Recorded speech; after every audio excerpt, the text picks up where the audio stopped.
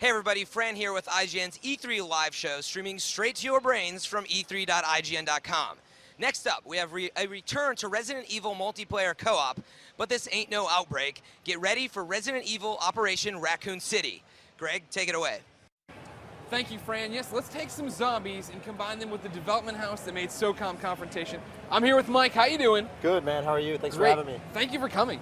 Tell me all about this here Resident Evil Operation Raccoon City. So, Operation Raccoon City is the newest sort of cross-platform major installment in the Resident Evil franchise, but we're putting a little bit of a different spin on it. We're taking it back to the Resident Evil 2 and 3 timeline. But the twist is, this time you play as the bad guys. You play as Umbrella. No. Their security service. But you trained me to hate Umbrella. Well, now you get to see everything from the darkness, the dark side, right? Tear me up inside. Who do I side with? You're there to kill survivors and cover up evidence, right? Okay. So these guys have had special training. They know what the T-virus is. They know what lickers are. They know what hunters are. They know what tyrants are. They can control those things, right? So this is not a survival story anymore. This is destroy bodies and kill people and cover up evidence, right? So these guys are running and gunning. It's a full throttle action TPS. Sounds great. Let's look at some footage. Yeah, well, we can jump right into it. So, I mean, obviously what you're seeing here is some basic TPS action. Shooting some zombies. These guys are going to cut through zombies like butter, right? I mean, it's like, you know, we've got a full 360 CQC system where they can attack in front, behind, to the side of them. They can instant kill zombies. Gotcha. You can, when you're fighting military type of enemies, you're going to be able to disarm them. But you're going to see them, like I said, just cutting through zombies like butter. As you get through some of the more formidable opponents like hunters and tyrants and things like that, you're going to have to make better use of some of your skills. Gotcha. We've got 6 classes in our game. One of those classes is a field scientist who can program BOWs, things like tyrants and hunters, to attack their opponents. Here we're seeing a brutal kill. This is Lupo, our assault class leader. She's going to cut this dude in half. Nasty.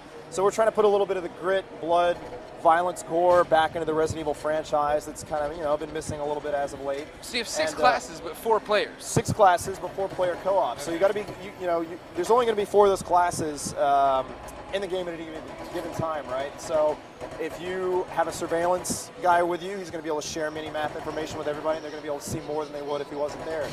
If you get infected and you don't have a medic class with you, you might be in trouble and turn into a zombie and attack your teammates. So you know, there's I lose all control and just go after my own teammates. Well, actually, so the infection mechanic, which we'll probably see later on in the B-roll here. Oh, teaser! I like what you're doing there. Yeah, it's actually a really cool new mechanic. It's the first time in Resident Evil history you can actually be infected with a T-virus and turn into a zombie. But when you get infected, you don't just turn into a zombie. A few things are going to happen. One is your life gauge turns into turns blue and starts counting down. It turns into a timer. And during that time, a few things happen. One is zombies will ignore you. They think you're a zombie, so they're not going to attack you. Gotcha. The other thing is your damage model changes. You don't take any damage on your body, arms, legs, anything like that, only to the head, because you're a zombie. So you can actually use that to your advantage when you're fighting other, Spec Ops characters or in versus mode or something like that.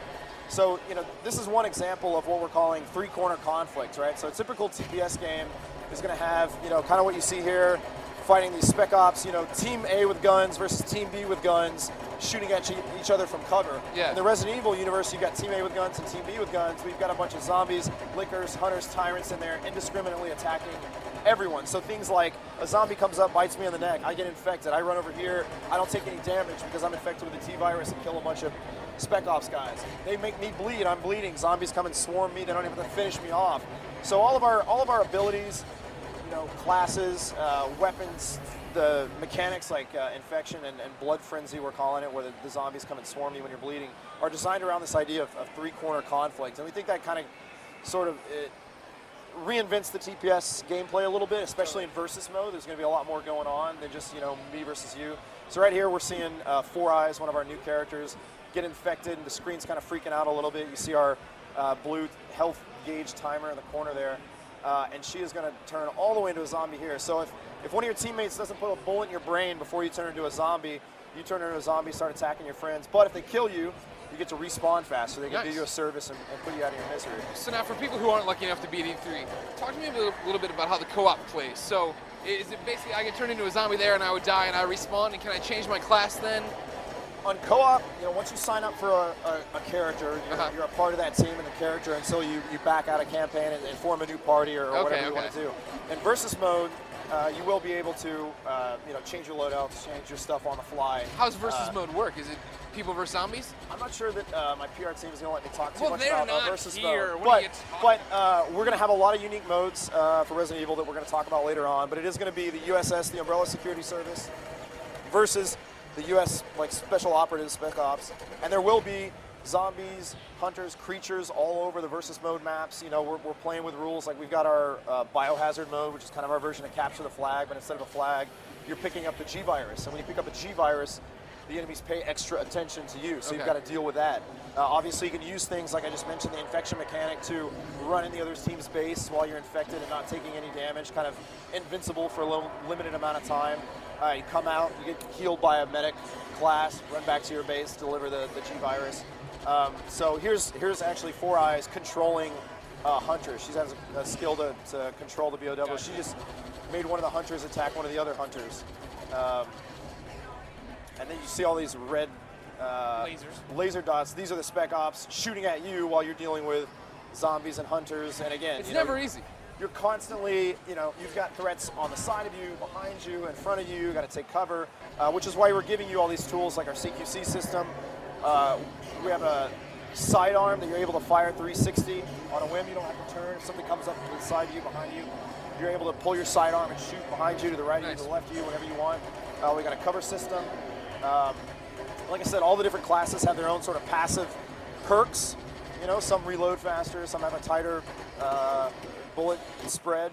Others are going to, have a slightly more health or something like that. And you've also got active skills like you're seeing here. Four Eyes using she's got a pheromone grenade, right? Yeah. She throws a pheromone grenade, all the zombies pay attention to that, they go swarm that area. So there's all kinds of ways to sort of control, attack, evade all the different creatures in the map, as well as attack, the other military type enemies who just have guns.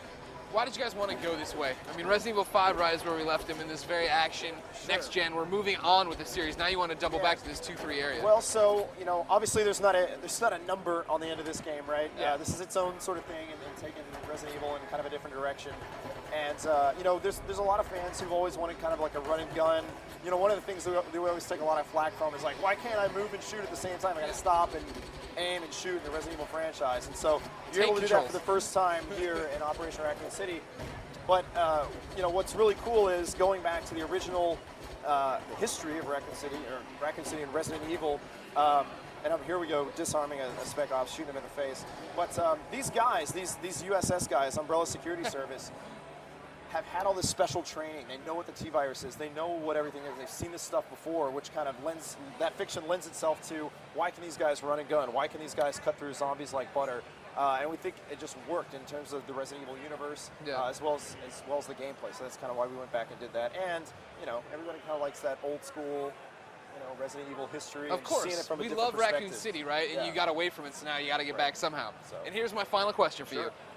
Any hint you give me would be great. Since we're going back to Raccoon City, we're going back in the Resident Evil timeline, is there any chance for a nod to some characters maybe passing through? You're going to see, like I said, it goes back to Resident Evil 2 or 3 timeline, and we're not finished announcing everything we have to announce, but, you're going to cross paths with a lot of different Resident Evil characters, story moments, seeing things from different perspectives, and you can either choose to walk the line and leave Resident Evil history the way it was, or do things like kill Leon Kennedy and change the Resident Evil universe forever. That sounds so good. Mike, thank you so much for coming. Oh, when can people get their hands on the game? It's coming out winter this year, PS3, 360, PC. Ladies and gentlemen, that was Resident Evil Operation Raccoon City. Let's kick it back to Fran, whose brain I would gladly eat. All right, thanks, guys. That was awesome. What I've played of that game is totally hot, so I can't wait to see more. And now it's time for some promotional copy. If you guys out there want even more exclusive content, be sure to friend IGN on Facebook. You can find it at facebook.com/IGN, go figure. Next up, we have a triumphant return to a screwed up future. Keep it locked here for Deus Ex Human Revolution.